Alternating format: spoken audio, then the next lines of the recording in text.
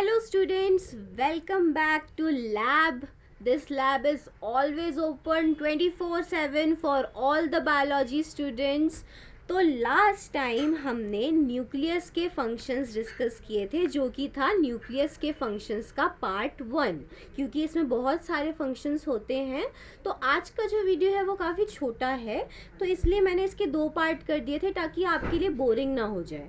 So now we are going to start the part 2 of the nucleus functions. तो इसके बारे में हम देखेंगे। इसको हम एक बार अच्छे से रिवाइज भी कर लेते हैं और एक बार इसको पूरी प्रोसीजर को समझ भी लेते हैं।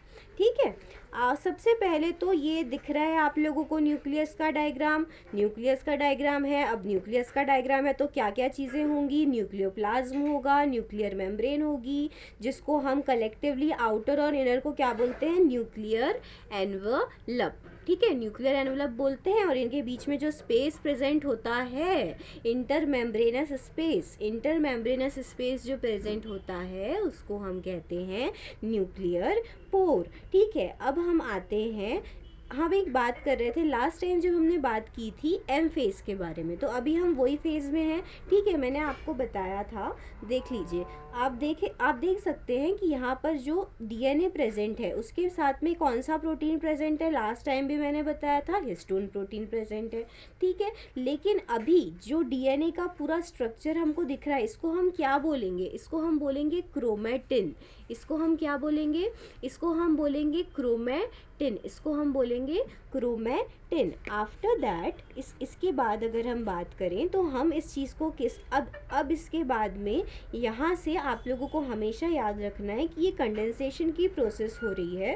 कंडेंसेशन हो रहा है, दैट मीन्स सेल डिवीजन की पूरी प्रोसीजर हो रही है। तो सेल डिवीजन का बहुत बढ़िया बेहतरीन लेक्चर हम लगाएंगे, बहुत सारे पार्ट्स में लगाएंगे, जिससे आपको वो चीज़ याद भी हो जाएगी। लेकिन अभी हमको न्यूक्लियस के फंक्शंस पे फोकस करना है, तो उतने डीप में अभी हम नहीं जा सकते। ठीक है, तो ये डीएनए में कन्वर्ट हो गया, इसका कंडेंसेशन हुआ, तो अब ये डीएनए में कन्वर्ट हो, सॉरी, क्रोमोसोम में कन्वर्ट हो गया। तो क्रोमोसोम में जब ये कन्वर्ट हुआ तो क्रोमोसोम में क्या हुआ? जो ये आर्म्स आपको दिख रही हैं, ये जो ऊपर वाली आर्म है इसको हम बोलते हैं पी आर्म, और जो नीचे वाली आर्म है इसको हम बोलते हैं क्यू आर्म। इसके अंदर क्या प्रेजेंट है? इसके अंदर जेनेटिक मटेरियल प्रेजेंट है, that is what? DNA and histone protein भी प्रेजेंट है उसके साथ में। अब हम इनकी जो आर्म्स हैं, जो आर्म मैंने बताया उसको हम बोलते हैं क्रोमेटिड। और अब हम इस पूरे स्ट्रक्चर को बोलेंगे क्रोमोसोम, क्योंकि अब कंडेंसेशन के बाद क्रोमोसोम का फॉर्मेशन हो गया है। और ये चीज़ हमेशा याद रखिएगा कि number of the centromere is always equal to the number of the chromosome. Generally अगर आपका जो क्रोमोसोम है अगर वो ऐसा है, ठीक है, तब भी वो एक ही कहलाएगा, और अगर वो ऐसा है तब भी वो एक ही कहलाएगा। क्यों कहलाएगा? क्योंकि यहाँ पर सिंगल नंबर ऑफ सेंट्रोमियर है, इसीलिए इस क्रोमोसोम को भी सिंगल कंसिडर किया जाएगा। Always remember this. So this is the structure of the nucleus. You got this one. इसमें हमने क्या सीखा? इसमें हमने ये सीखा कि जो भी क्रोमेटिन है उसका हमने कंडेंसेशन किया, कंडेंसेशन करने के बाद में हमने उसको कन्वर्ट कर दिया काय में, हमने उसको क्रोमोसोम में कन्वर्ट कर दिया।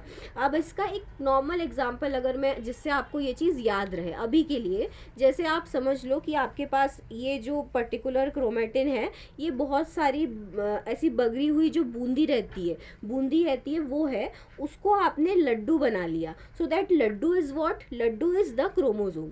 लड्डू क्या है? लड्डू क्रोमोसोम है। अभी कंडेंसेशन हुआ, फॉर्मेशन हुआ किसका? लड्डू का। Laddu that is chromosome. So ये एग्जांपल आप याद रख सकते हैं to remember this part of this function of the nucleus. अब उसके बाद हम नीचे आते हैं, तो यहाँ पर क्या होता है हम सबको पता है, यहाँ मैंने बनाया नहीं लेकिन आप सबको पता है, मैं हर चीज़ बनाऊंगी तो फिर ये चीज़ कहाँ से समझा पाऊंगी? ठीक है, तो अब इसके बाद हम नीचे वाले स्ट्रक्चर की तरफ आते हैं। तो नीचे वाले स्ट्रक्चर में क्या है? नीचे वाले स्ट्रक्चर में आप देख सकते हो कि यहाँ न्यूक्लियोलस प्रेजेंट है। हमेशा याद रखिएगा कि न्यूक्लियस एक डेंस स्टेन स्ट्रक्चर होता है।